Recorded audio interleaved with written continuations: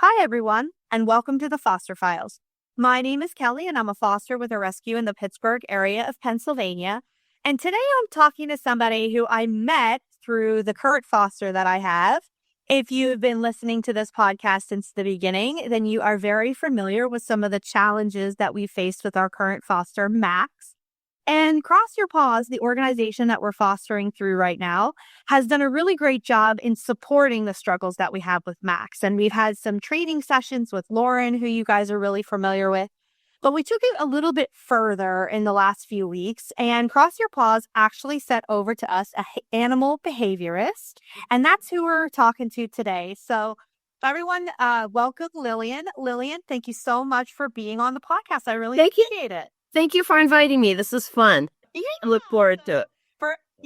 So for everybody who's listening, this is Lillian's first time ever on a podcast. So this is going to be a fun conversation for us. Yeah, I listen to plenty of podcasts, but I've never done one myself. So, oh, that's awesome. Well, hopefully this is not the last one for you. Hopefully you get to do it again. Yeah. So I just want to talk a little bit about you. I want to get an idea because we didn't get a chance to sort of dive into your background too much in the time that you were working with Max.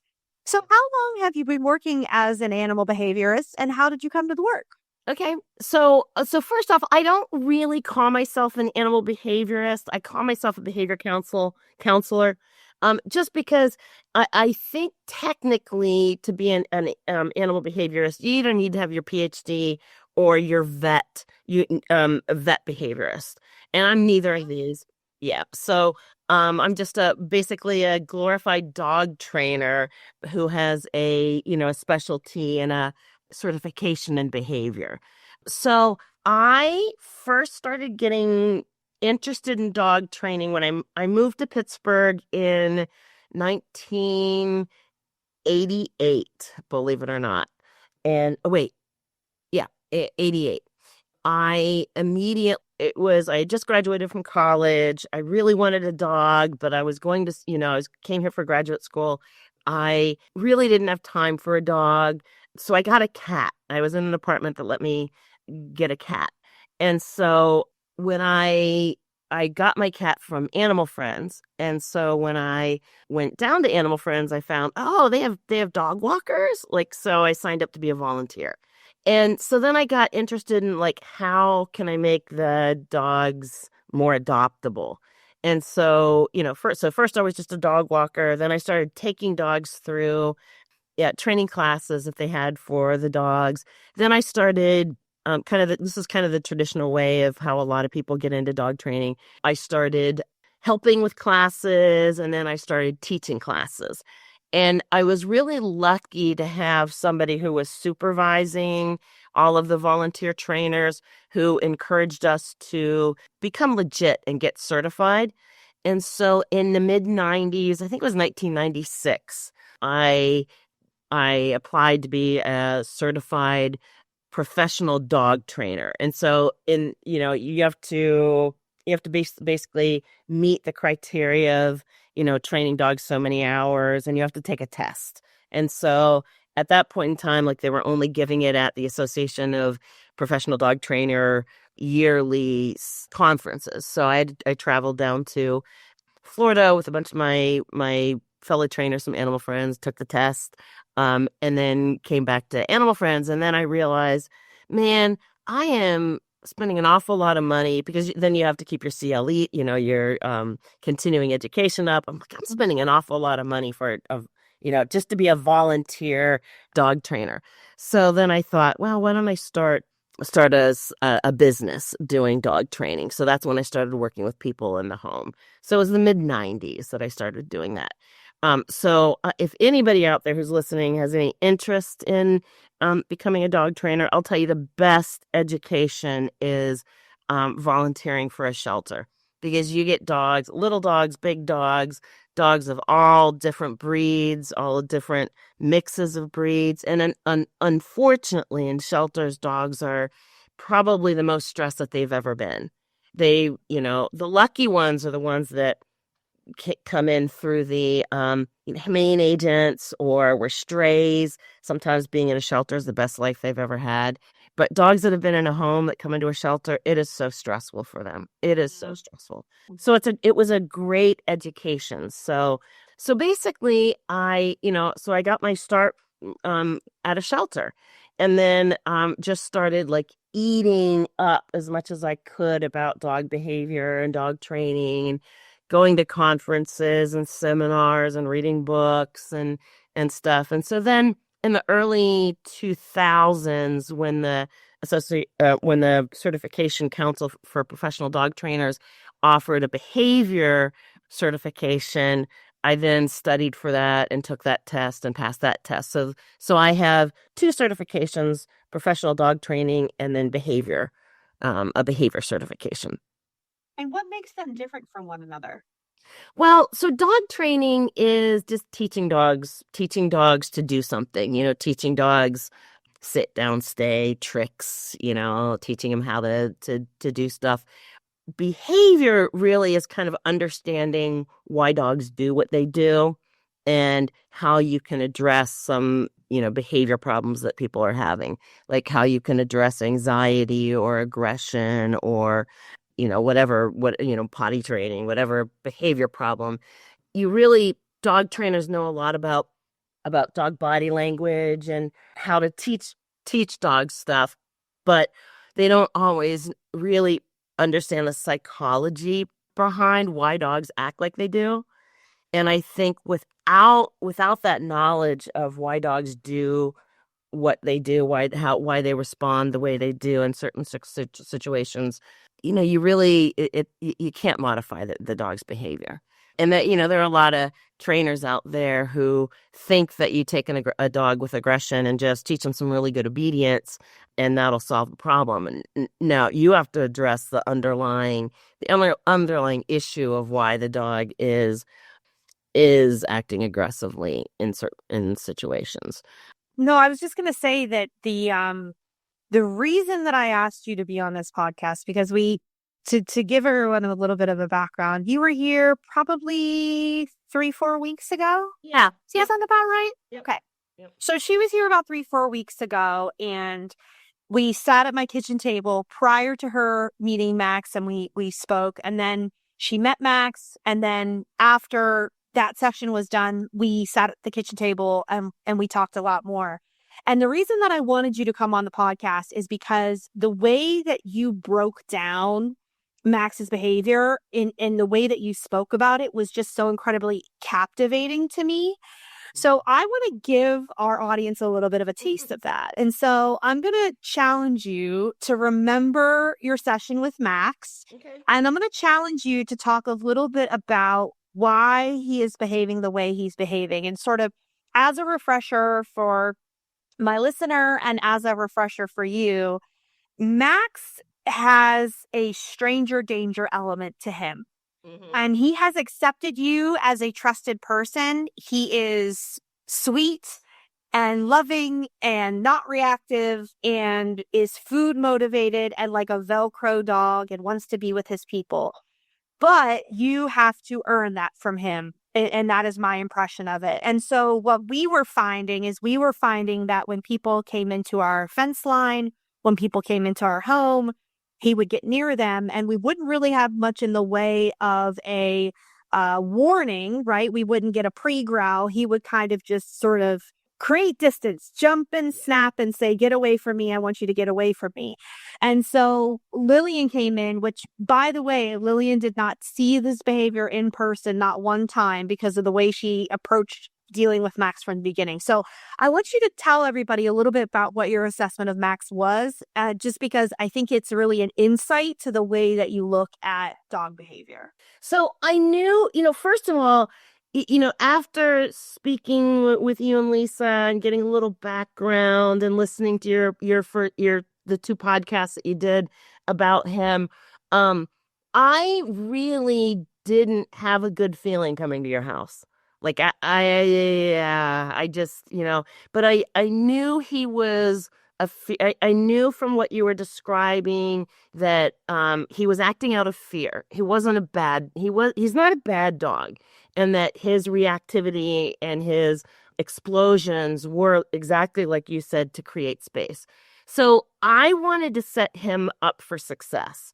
And I don't ever have to see the behavior. Like, I wouldn't have been at your house if there hadn't been some situations, you know? So I trust you. I trust Cross Your Paws wouldn't have paid me if there wasn't an issue. So I wanted to set him up so I could really see what kind of dog he is and see how bad this fear is. I wanted to make sure that he didn't see me come into the house. He didn't see me walk up to the fence. He didn't see me walk through the front door. Because I think sometimes that sets dogs off. There's something about the stranger that they're fearful of, them seeing them come into their property. Could it be a little bit of protectiveness? I think sometimes dogs, if they have some protectiveness, but they also have fear, they have this whole conflict of, I need to be protecting my house, but I'm scared. I need to be protecting my house, but I'm scared, and that can be dangerous because, like, I don't mean that he's a dangerous dog. It can be, it can get dogs into trouble. That's probably the word I should have used. It gets them into trouble because they really want to see the person. But then their genes are telling them to be scared, and then, or their genes are telling them to be protective, and then their emotions are telling them, stranger danger. So they get them. I just have this feeling that after talking to you guys, that he had gotten himself into situations that he was uncomfortable with, and his only way he knew to get out of it was to erupt. So I wanted to set him up for success.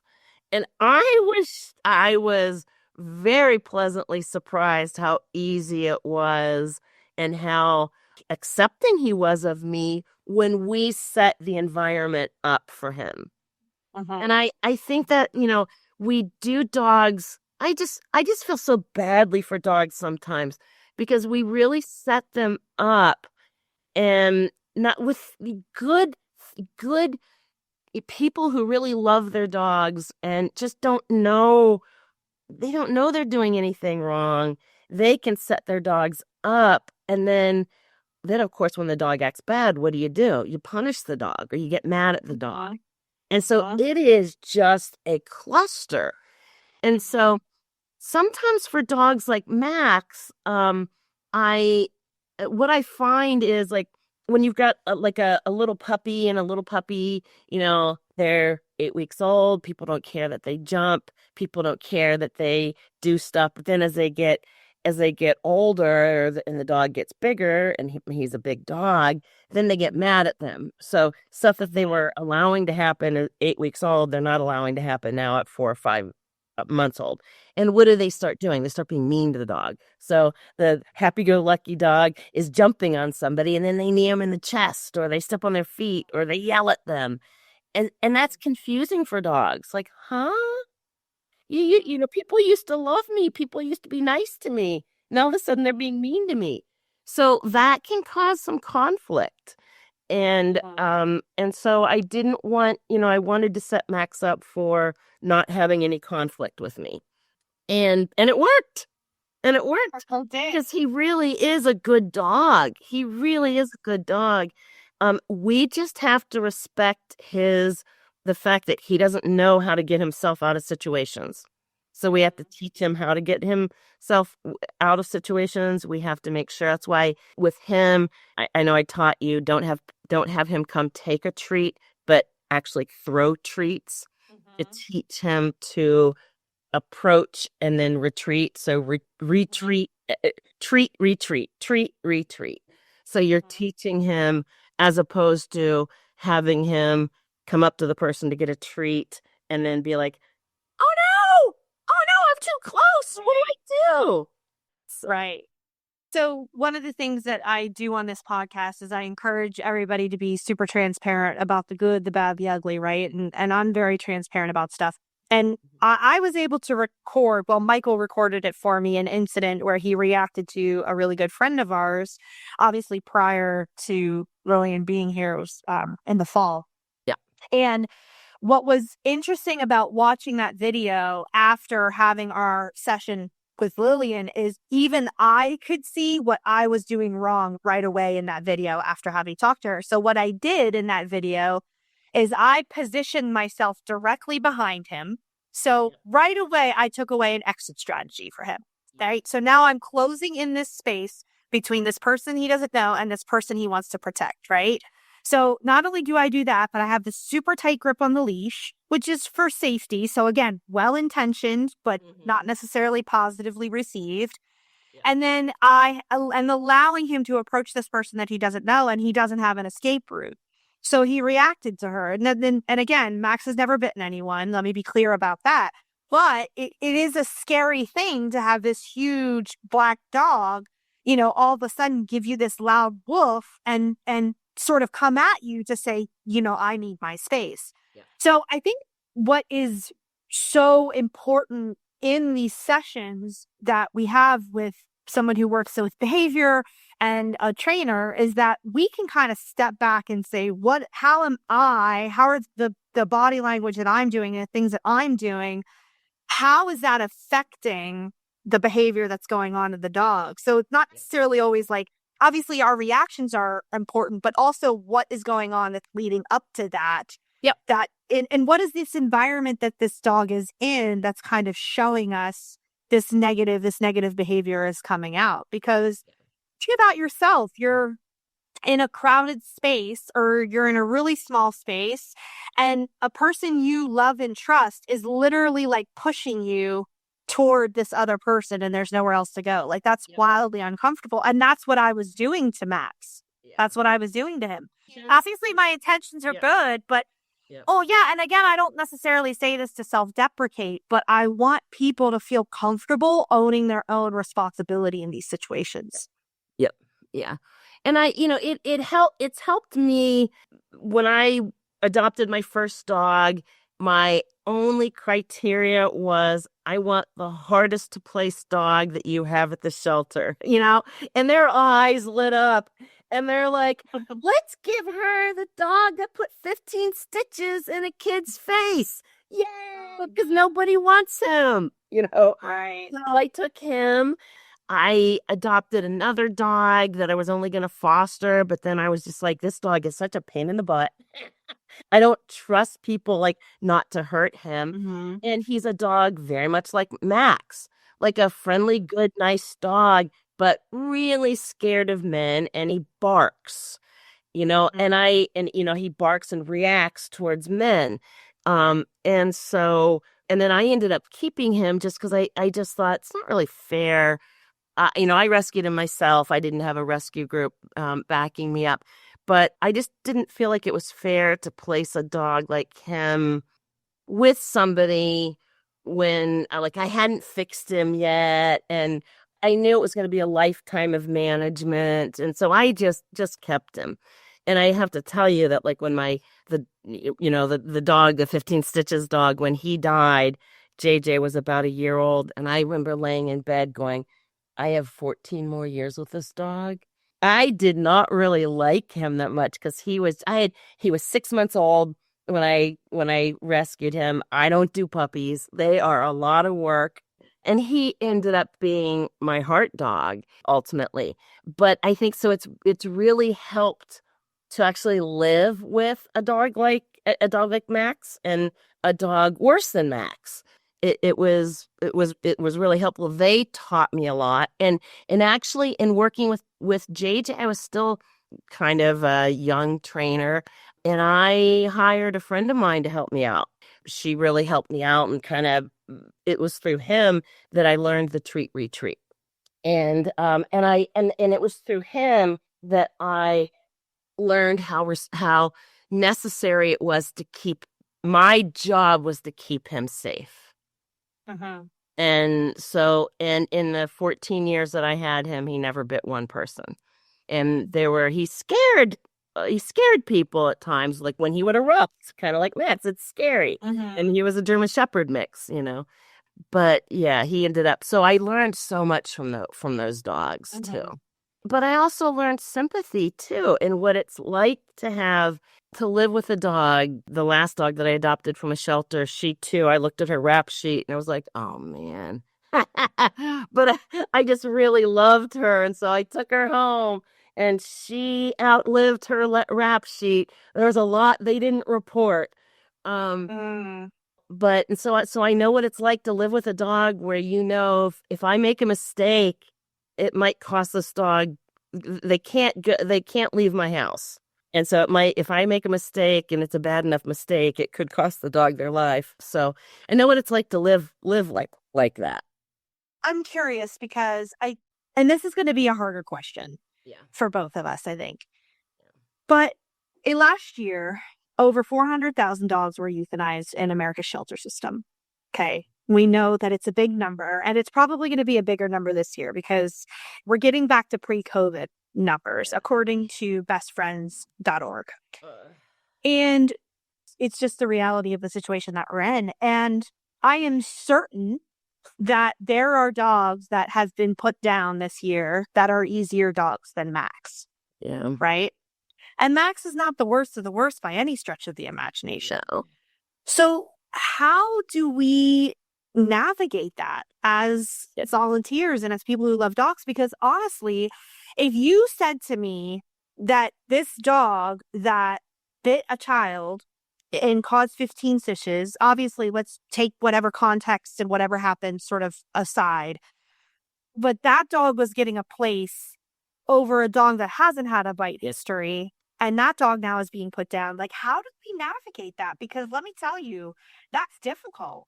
It is very difficult. And then is it fair that he was at the shelter for 9 months?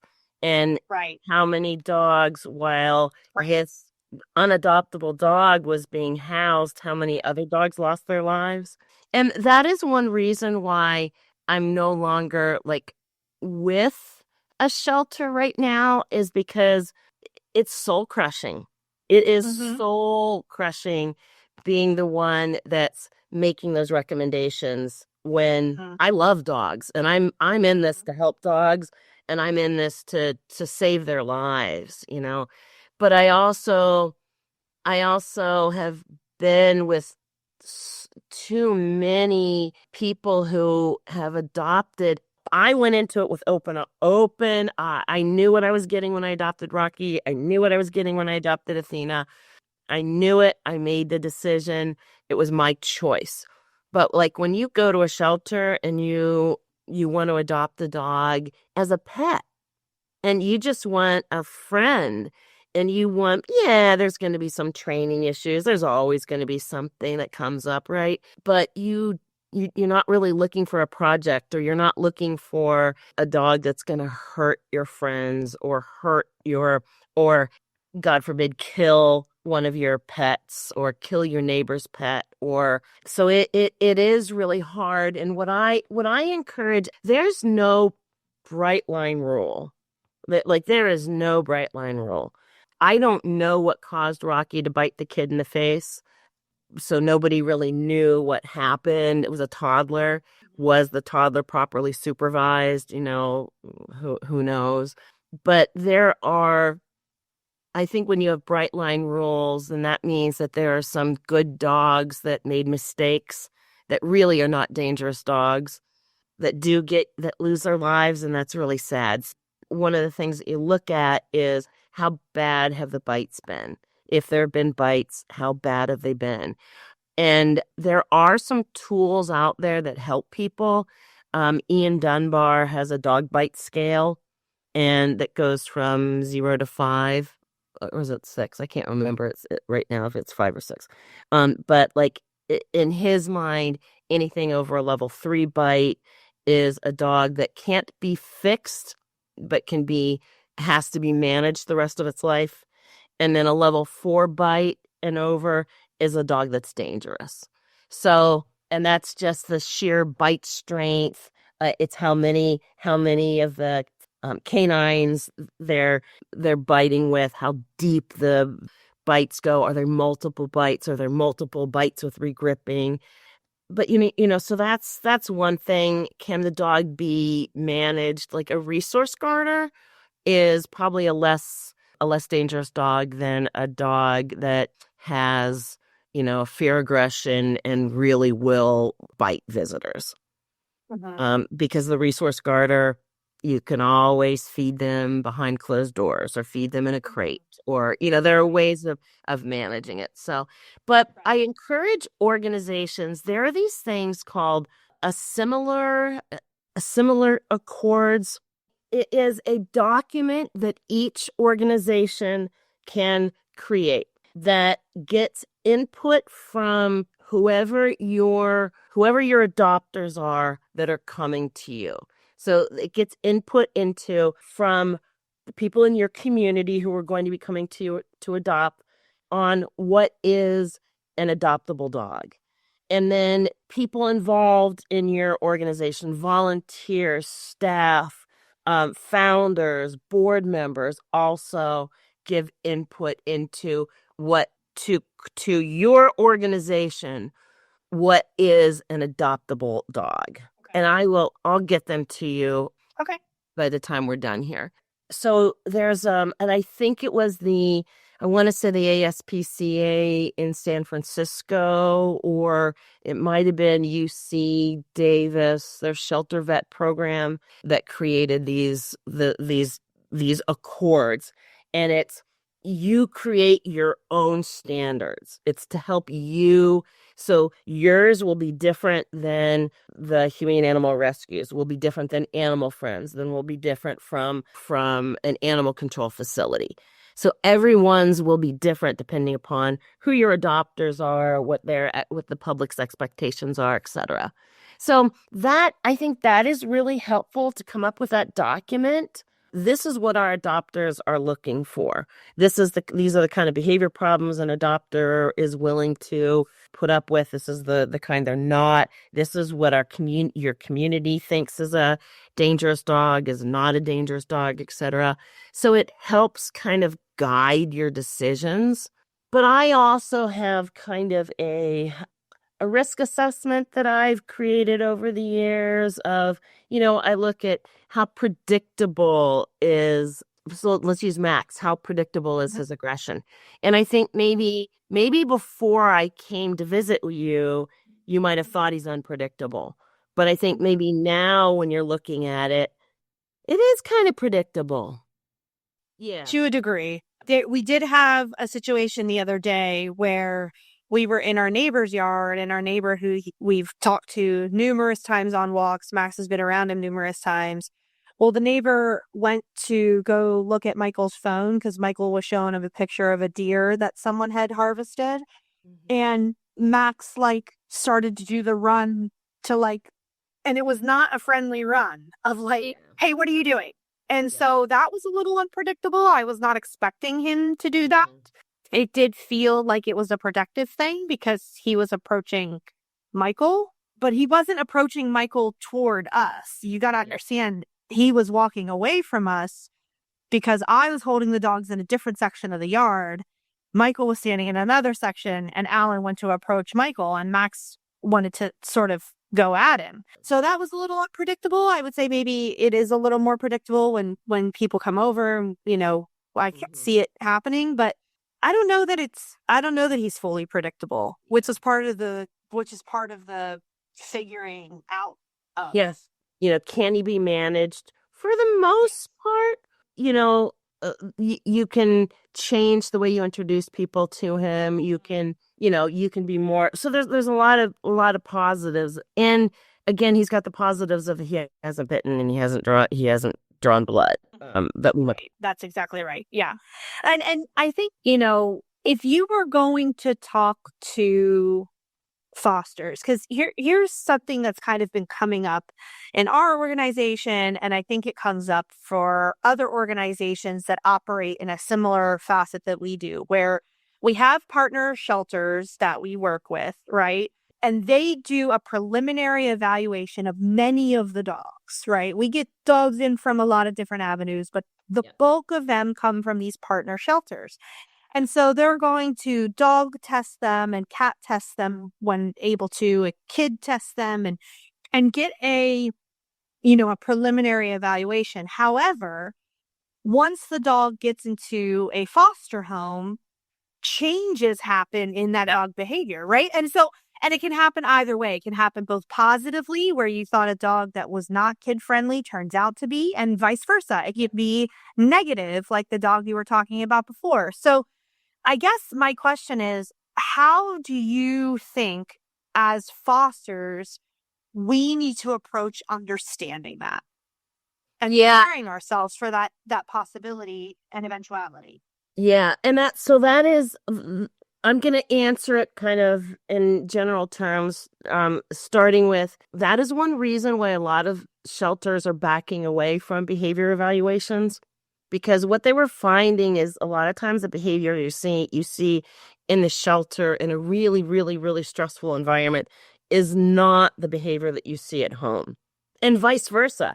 Like I can tell you that my dog Athena was glorious at the shelter. No behavior problems at all. I brought her home and she got comfortable, and then she started becoming reactive on walks towards, people, dogs, loud cars, etc.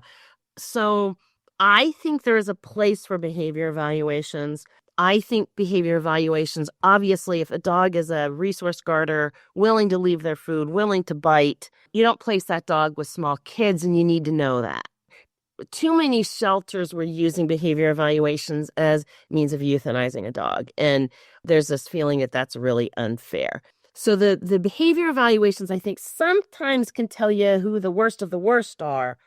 95% of the dogs, you just don't know. It's like a coin toss.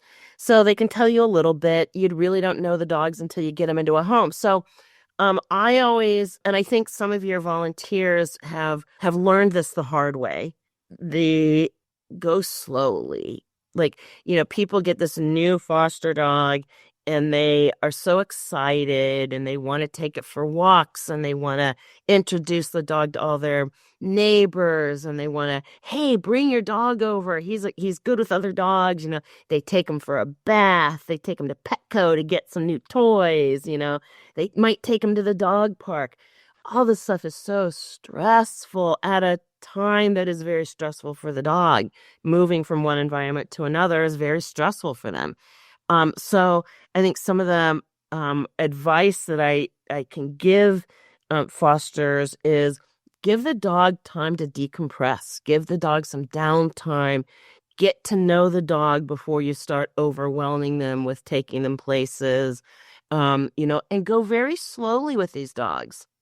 I've known a couple of dogs to bite people pretty badly within the first couple of days that they have them. And it's when they're like snuggling with them on the couch or snuggling in bed or something like that. And they don't know the dog has space issues or there just isn't trust there yet. And they get a really bad bite. And some of these people, they never see aggression with that dog ever again. Just because the dog just doesn't trust you yet, doesn't know you guys don't know how to communicate yet. So I don't know if I'm answering your question or not, but go slowly. You're getting there. You're getting there. Because I think what I hear you saying, and I want you to correct me if I misinterpret anything, but what I hear you saying is these behavior evaluations are in and of themselves can be flawed. Yes. There is not a perfect method for us to measure how this dog is going to behave in shelter versus out of shelter, right? And because the reality of it is, I understand what you're saying, but we have to have some sort of behavioral test. Our entire system would completely break down without it, and so it cannot go away. So ultimately, when you look at the way that we're looking to intake dogs that might be owner surrenders, some of the first questions that they're asking is about behavior. Certainly vaccination, certainly if there's a dog fix, but behavior is right up there at the top of the list. Yeah. Because there are very few fosters that will take in a dog regardless of behavior. Yes. many of us are not in a situation in which we can, right? Because you have other dogs. Some people have cats. Right. So behavior evaluations have to happen, And I'm glad they are happening. but we have to understand that the evaluations themselves are flawed because the environment is not the same environment, right? Yep. And so you cannot use them as a gospel to the dog's behavior. What you really should do is understand, okay, it does appear as if this dog is going to meet certain criteria that make sense for you in your home. But the best behavior tester is that first 3 days of evaluation and that first 3 days of decompression. And if you can go into it as a foster saying, no matter what this behavior evaluation says, I need to give this dog 3 days to decompress before I overwhelm it, then you're going to put yourself in a much better position to have better interactions with this dog. Yeah, absolutely. Absolutely. Like justice, when anytime we bring a new animal into our home, what do we want to do? We want to hug them. We want to be in their face. We want to play rough with them. We want to, we just want to treat them like our own dog. And you just have to, the first couple of days, just leave it, let them be, let them approach you. Be very careful. Don't be taking their food bowl, picking their food bowl up. Don't be messing, let them eat in peace. Let them, if you're going to give them a toy, put it in the crate, let them, or, behind a baby gate or something, like don't, give the dog time to sleep too. I don't know if people realize this, but when dogs are coming out of shelters, they have not gotten a good night's sleep since they went into the shelter. No dog sleeps well in a shelter. Uh-huh. And most shelters have lights that stay on all night Uh-huh. for safety. And there are always dogs that are barking. There are always, they just don't sleep well. And so give them room, let them just sleep. Don't approach them when they're sleeping. Wake them up, let them come to you.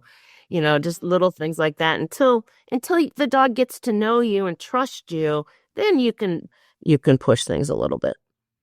What about for dogs where their behavior is sort of that opposite direction of things? Like your dog that you discussed, Max, because we did not see any of these behaviors when he was with us the first time. Yeah. And it wasn't until he was comfortable in the adopter's home that they started to see these behaviors, right? So, what do you say to fosters who are dealing with exactly the opposite situation where the dog comes in on its best behavior and everything is going really well, and then after some time, after some weeks, after some months, now we start to see some of these negative behaviors? How do you coach a foster especially through that, right? Because now this dog's behavior is changing for the negative.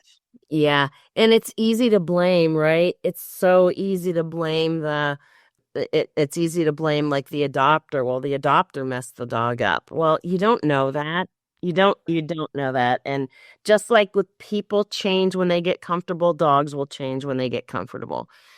The other thing I think that is really hard for people, this was really hard. This is really hard for volunteers at a shelter who absolutely love the dogs that they're in charge of, or that they're interacting with. Just because you don't see it doesn't mean it didn't happen. Right. Just because I didn't see, I mean, you did show me some video, but just because I didn't see Max's behavior, negative behaviors, doesn't mean it didn't happen. And Right. So, sometimes it's the perfect storm, and sometimes you don't know until that perfect storm hits what the dog's going to do. Right. Then how do fosters handle that? Like, what are some steps that you recommend that they take? Because not every rescue is going to have a resource like you to call in. And to be perfectly frank, even if they do have resources like you and like Lauren to call in, that gets very expensive. So, what are some things that a lay person like myself, who is well intentioned, because there is no person who goes into fostering that is not good intentioned and doesn't want what's best for the dog, doesn't necessarily mean that their competency level is where it could stand to be, right? Their compassion level is there for sure. So, what are some things that you recommend that they do in order to better understand this changing behavior and figure it out? Yeah. And one thing is to realize that these dogs are not their own personal dog that you have a good relationship with, that you have a developed relationship with.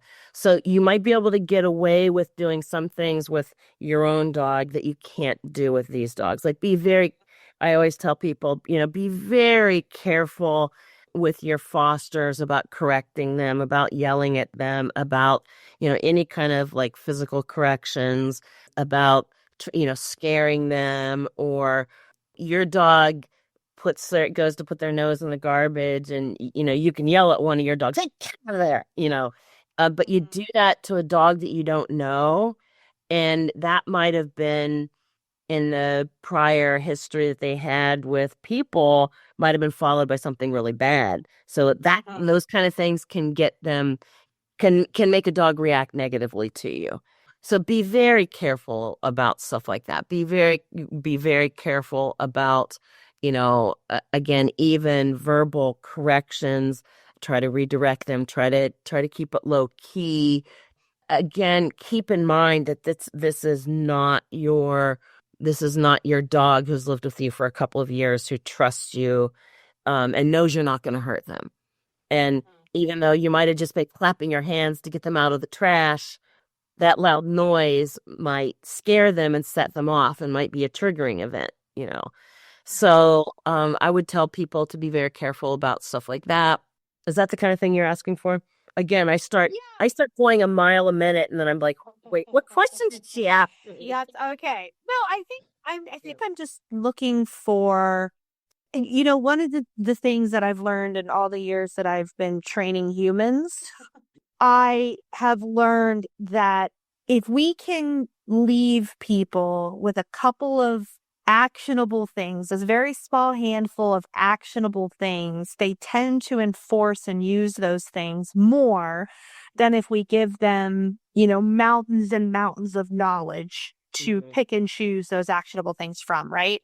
So I guess like one of the things that I would be asking you to help people figure out is when a new dog is okay and everything is going really well, and then all of the sudden after some time with the foster, they're now, maybe now all of a sudden they're resource guarding, or now all of a sudden they're getting into scuffles with their resident dog.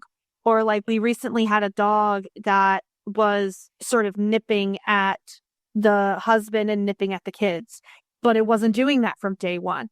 I understand what you're saying about being careful of your corrections, but how do they deal with that and continue to foster these dogs?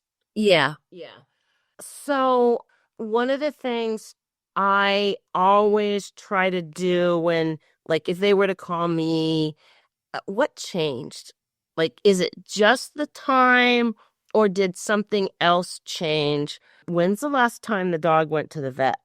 Because sometimes the dogs come up from the south and they've already seen a vet. There's no need to, they've already been neutered, they've got all their shots. They don't need to go to the vet here right away. So is there a need for a vet appointment? What changed? Is it just time? Did something in your family change? Could the dog potentially not be feeling good? And so, as somebody who focuses on behavior, I can't fix the behavior if the dog is grumpy because it's got a thyroid problem, or grumpy because it has Lyme disease and its joints hurt, you know? So get it to the vet. Make sure that there's no pain. And if there is some pain, let's deal with the pain. Let's fix whatever it is that's causing the dog pain, or get them on some pain reliever and see if that helps. So I always want to know, I am more interested in what happened right before the dog acted the way they did. Like, so I'm big on trying to find out what the antecedents of the behavior were. Like, what happened? Can we talk about the incidents and try to figure out what might have been the trigger? Or are you finding out that the dog is really grumpy at night, or really grumpy when they're hungry? Is the dog not seeing well at night? We don't do eye exams on dogs like we do with people. I'm convinced that some of the aggression that comes, like, quote unquote, out of the blue comes as the dog is not being able to see, like they're losing their sight as they age, you know? Yeah. And the one spouse might, well, I've always walked in the bedroom and the dog was fine. Well, this was the first time you walked in the bedroom and the light was off, Right. and the dog. So like I try to help people be sleuths about what could have been the trigger, and let's make sure, is the dog, are they getting all the food they need? Are they medically, are they feeling good? What do we think is happening prior? What happens afterwards? Like with Floyd, I think he erupts to get people to back off, you know? So what is the function of the behavior to get you to stop trying to do their nails, to get you to stop, don't try to take my food away? What is the function of the behavior? I love that. I think that that's a really good tip to look at. Think about medically, think about, it sounds like you're saying, has anything changed? Yep. The environment that the dog is in?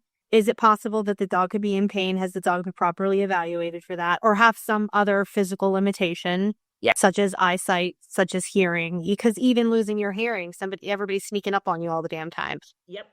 Yep. Yep. And then beyond that, what is the function of the behavior? What is the dog trying to tell you Yep. through the negative behavior? So look Yep. at us. We Yep. found some actionable items. That's why working with somebody who understands behavior, it's that, like if we've got a dog with bad hips and all we're doing is teaching the dog to sit and lay down and stay in uncomfortable situations, we might be making it worse. I think a lot of when I have the conversation about pain and that pain relationship to aggression, I think about a lot about a dog that we had for a long time whose name was Wilson, and he passed away in 2022. But I am convinced now, learning what I've learned now, that that dog was pretty much in a low level of pain all the time. And we just didn't know. Well, honest to God, we just didn't know. And it wasn't until he bit my dog sitter and hearing from her about what happened that led up to the bite and hearing her go, I don't think he meant to bite me. Like, and literally, she had to go get stitches on her foot, and she came back from that experience and said, I'm pretty sure he didn't mean to bite me, Kelly. I think he was in pain. It really kind of set us back and went, oh my God, has this been the antithesis for all of his grumpiness? Yeah. You know what I mean? For this entire time. And I'm fully convinced now that that was a big part of it. I mean, he was a really stubborn dog. He was a plot hound and bullhex. And so he was a stubborn dog. But I think some of the later in life reactivity and the aggression that would come along with the stubbornness when we would try to get him to go where we wanted him to go, in the car, out of the car, up the stairs, down the stairs, was probably pain related. And I think it's, it's heartbreaking, obviously, to have that realization and not be able to go back and change our behavior to then get them a better life. But I think that's part of the reason that I'm trying to get these things out on this platform, is that maybe somebody else will look at their animal and they'll say, well, maybe that is what's going on here. Maybe that is the issue here. Maybe that is the issue with my foster. I'm, telling the rescue I need help, but I'm not really stepping back and going, hey, what's the value of this behavior for the dog, or what's potentially causing this behavior for the dog? And I think that could be really important for people. Absolutely. I knew having you on was going to be awesome. I said that when we met.